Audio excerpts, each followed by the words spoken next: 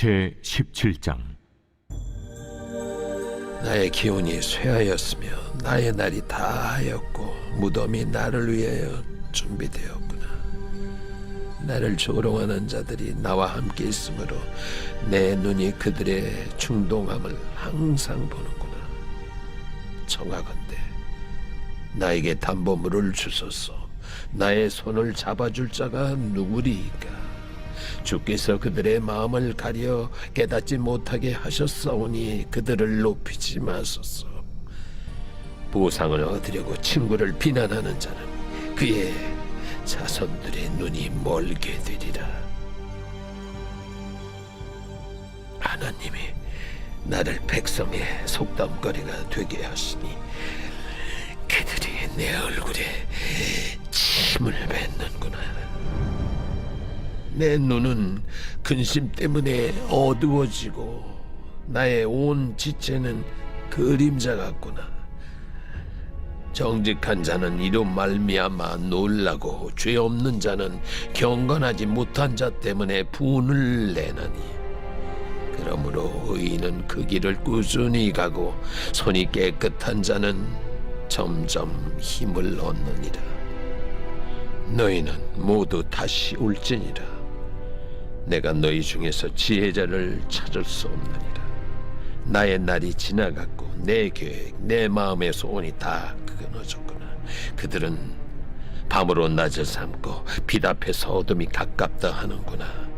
내가 수월이 내 집이 되기를 희망하여 내 침상을 흑암에 펴놓음에, 무덤에게 너는 내 아버지라, 구더기에게 너는 내 어머니, 내 자매라 할지라도 나의 희망이 어디 있으며 나의 희망을 누가 보겠느냐? 우리가 흙 속에서 쉴 때에는 희망이 수월의 문으로 내려갈 뿐이니라.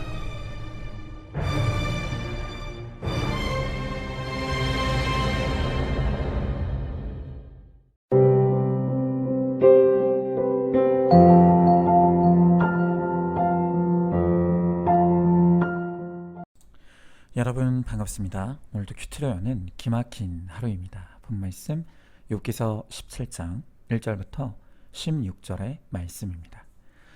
하나님이 가장 싫어하시는 것 중에 하나가 바로 우상입니다. 우상이라는 것은 하나님 대신 다른 거짓되고 헛된 것을 나의 구원자로 믿고 섬기는 것이기 때문입니다. 큐티란 말씀으로 내 안에 세워져 있는 우상을 발견하고 그 우상들을 무너뜨리고 깨트리는 것입니다. 자, 그러면 우리가 무너뜨리고 깨트려야 될 그 우상은 무엇입니까? 자, 먼저 첫 번째로 사람 우상이 무너져야 합니다. 자, 오늘 본문의 1절부터 5절의 말씀해 보니까 나의 기운이 쇠하였으며 나의 날이 다하였고 무덤이 나를 위하여 준비되었구나. 나를 조롱하는 자들이 나와 함께 있으므로 내 눈이 그들의 충동함을 항상 보는구나. 청하건대 나에게 담보물을 주소서. 나의 손을 잡아줄 자가 누구리이까? 주께서 그들의 마음을 가리어 깨닫지 못하게 하사오니 그들을 높이지 마소서. 보상을 얻으려고 친구를 비난하는 자는 그의 자손들의 눈이 멀게 되리라 그랬습니다. 자, 오늘 본문의 2절의 말씀에 보면 욥은 나를 조롱하는 자들이 나와 함께 있다고 합니다. 자, 욥이 지금 말하는 나를 조롱하는 자들이 누구겠습니까? 바로 욥의 세 친구들입니다. 자, 그래서 5절에서 욥은 친구를 비난하는 자는 그의 자손들의 눈이 멀게 되리라 라고 말하면서 욥의 그 세 친구들을 저주하고 있습니다. 여러분, 지금 욥이 세 친구들에게 하는 말을 보면 친구들에 대한 욥의 깊은 상처와 또 배신감, 또 실망감을 우리가 충분히 느낄 수가 있습니다. 자, 여러분, 사람에 대한 실망감은 왜 생길까요? 우리가 흔히 이렇게 말하죠. 믿었던 친구가 나를 뒤에서 험담했다.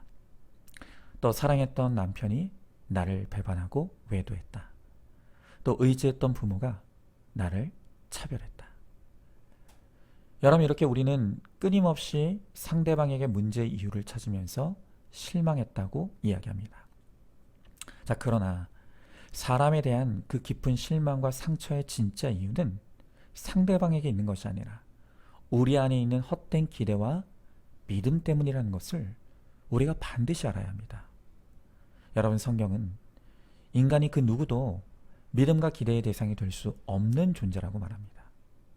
사람은 그저 구원을 위해 우리가 품고 사랑해야 될 존재라고 끊임없이 이야기하고 있습니다.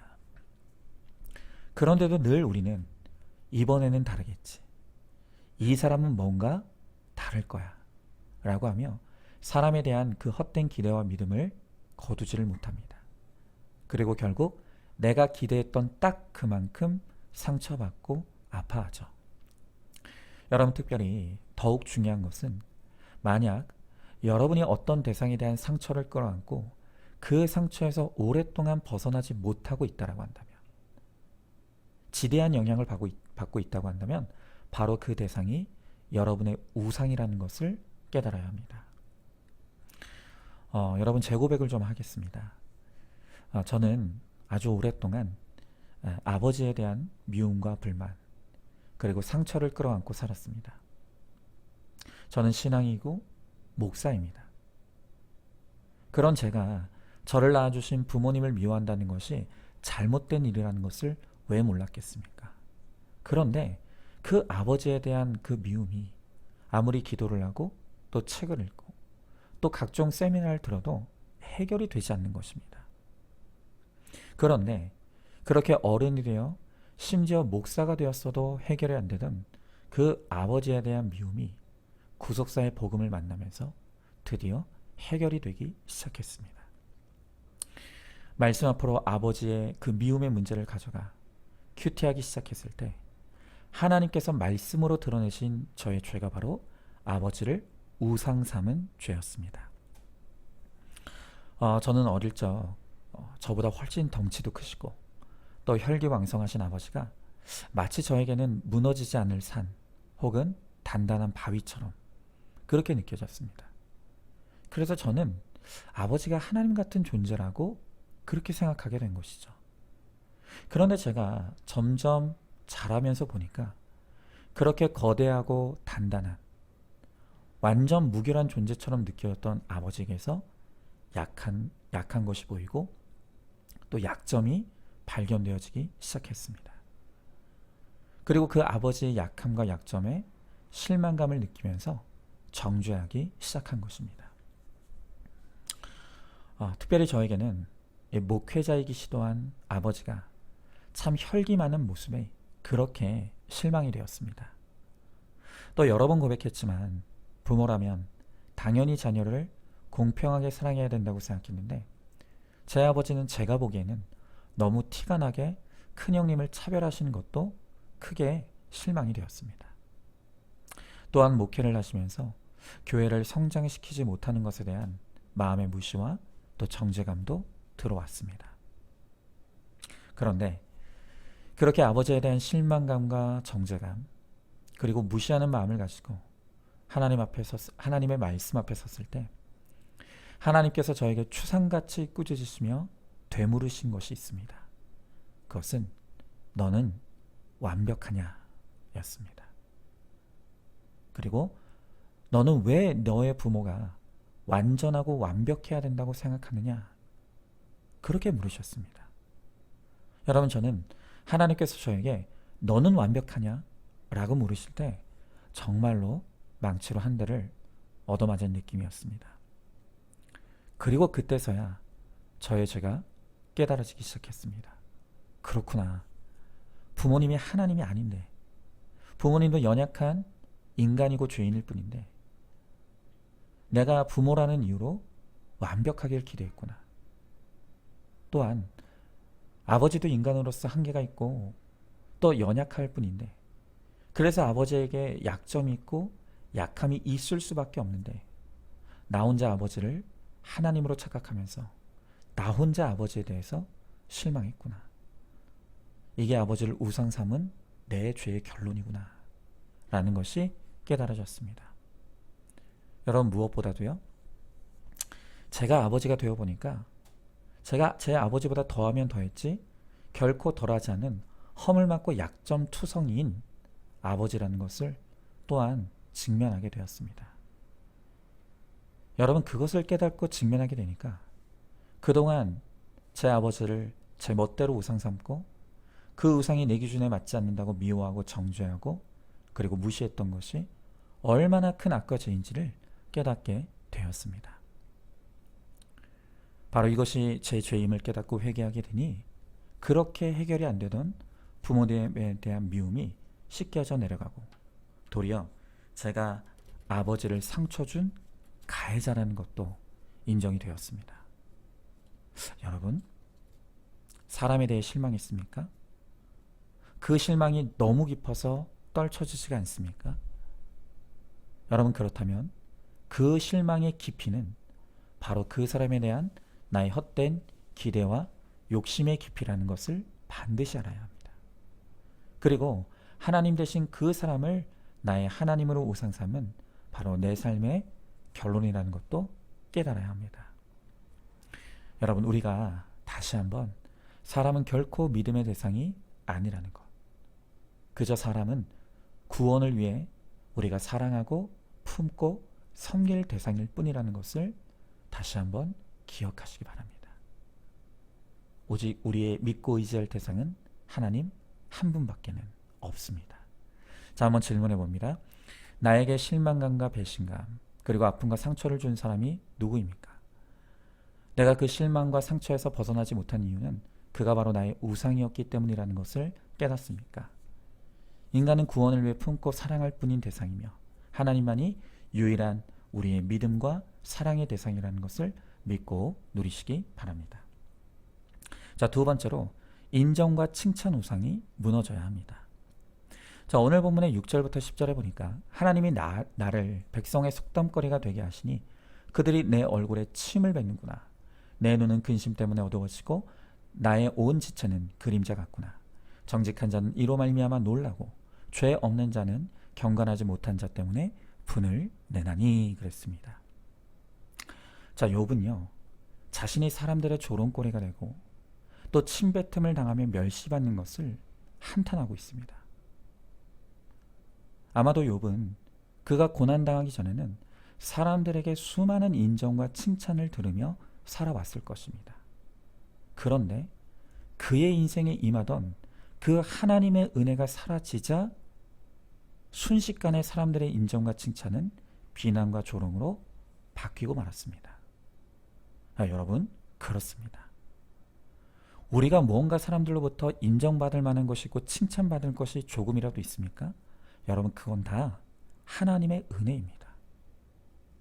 그러니 우리는 내게 오는 모든 영광과 칭찬을 절대로 내 것으로 착각하거나 취해서는 안 됩니다. 반드시 그 모든 것은 하나님의 영광이 되어야 합니다.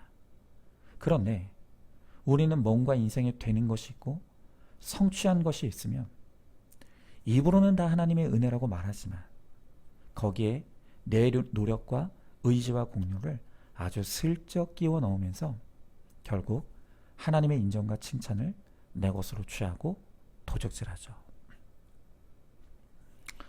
여러분, 아담과 하와의 타락 이래로 우리 안에는 내가 하나님이 되려고 하는 자존적인 교만이 모든 사람에게 다 있습니다. 바로 그것이 사람들의 인정과 칭찬을 집착하는 모습으로 드러나게 되는 것입니다. 여러분, 제가 오늘 제 아버지 이야기를 좀 하는데요. 제 아버지의 교육 철학이 있습니다.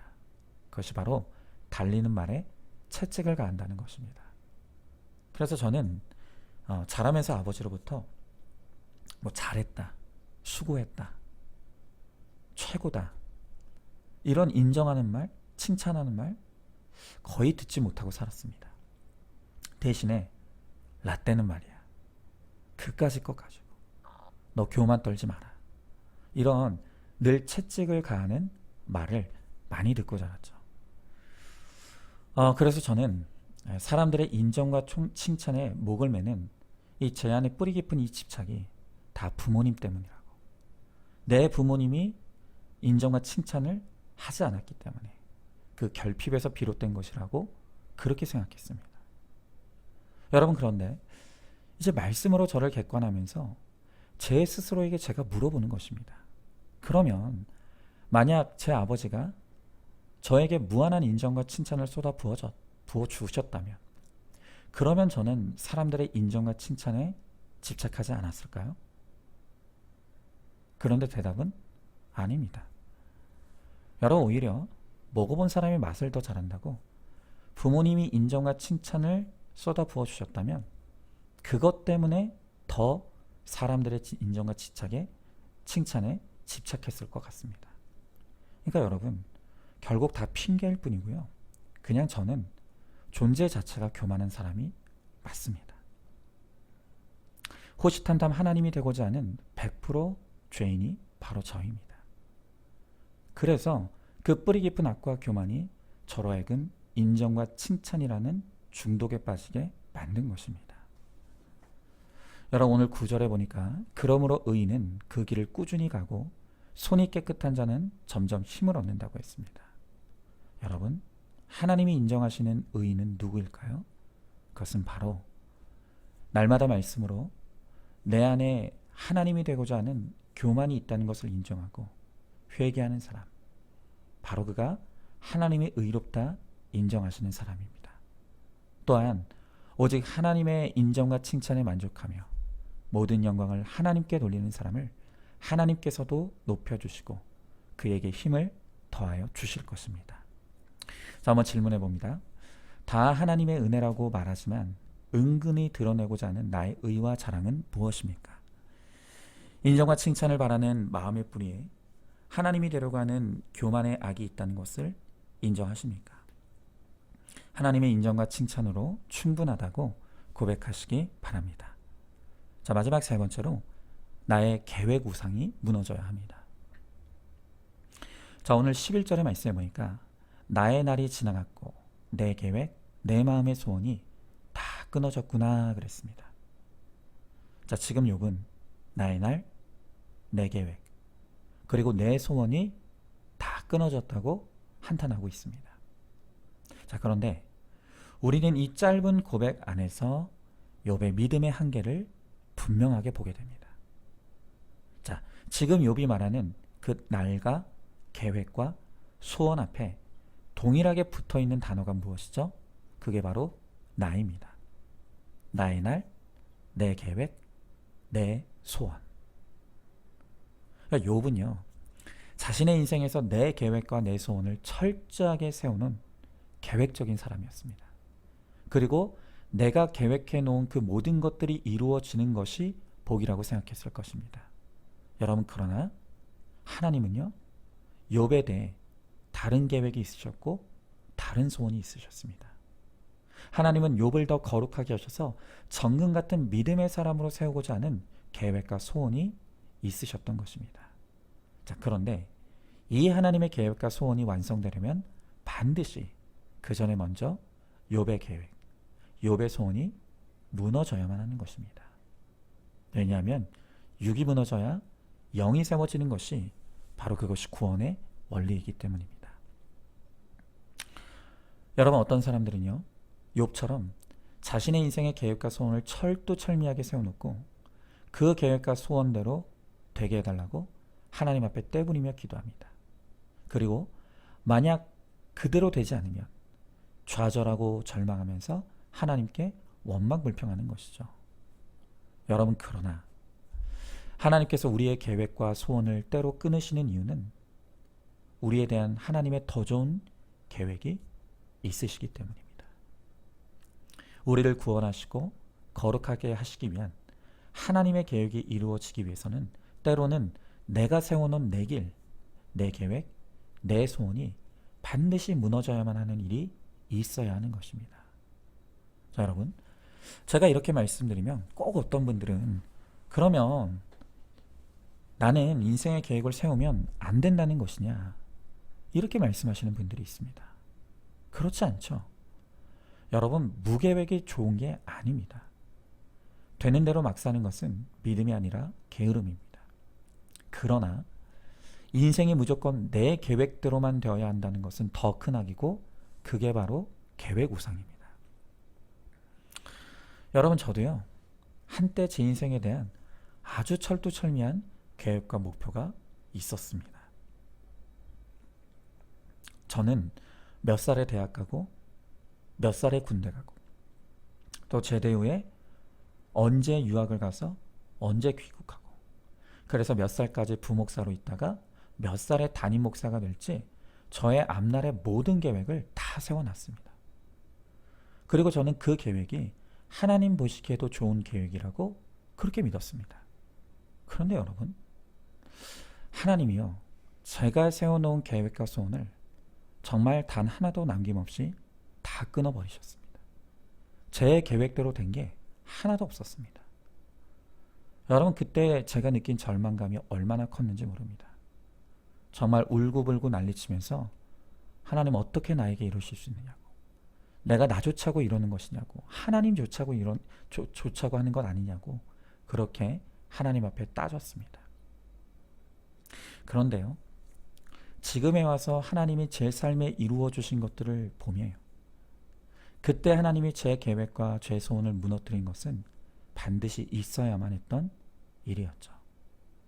왜냐하면 그때 제가 철두철미하게 세웠던 저의 계획이 무너지지 않았다면 지금 하나님께서 복으로 허락하신 제 가정, 또 우리 안산중학교, 무엇보다 이 구속사의 복음과 큐티 목회는 저에게는 없었을 것이기 때문입니다.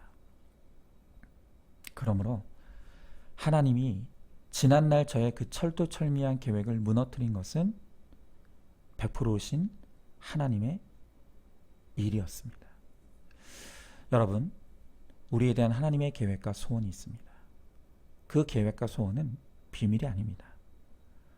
우리가 날마다 큐티로 하나님께 묻고 그날의 말씀의 인도를 받으며 하루하루 순종하며 살아가다 보면 하나님께서 반드시 우리에 대한 하나님의 아름답고 완전한 계획을 이루어 주십니다. 여러분, 그것을 믿고 오늘도 여전한 방식으로 큐티하며 말씀대로 믿고 살고 누림으로 마침내 하나님의 계획과 소원이 내 삶 가운데 이루어지는 것을 보게 되는 저와 여러분, 우리 모두가 될 수 있기를 주님의 이름으로 축복합니다. 자, 한번 질문해 봅니다. 내가 세운 계획과 소원이 끊어진 경험이 있습니까? 그것이 더 좋은 계획과 소원을 이루시기 위한 하나님의 일임을 믿으십니까? 여전한 방식으로 큐티하며 말씀의 적용과 순종을 이루는 것이 하나님의 계획과 소원을 이루는 최고의 비결인 것을 믿으시기 바랍니다.